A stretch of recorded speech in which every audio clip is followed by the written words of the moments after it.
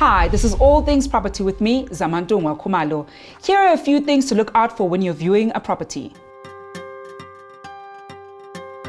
Before signing your offer to purchase, make sure you go to a property a few times and at different times so you can get a sense of the property before you make that final offer.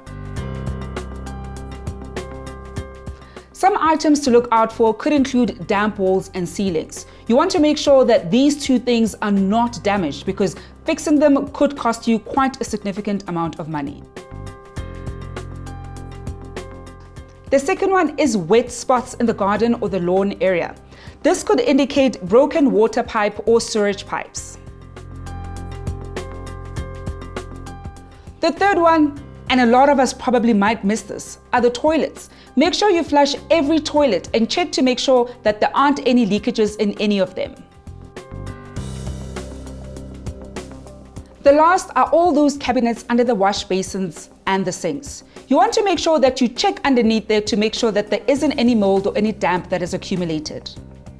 For any more advice or tips on all things property related, go to our blog on www.builders.co.za.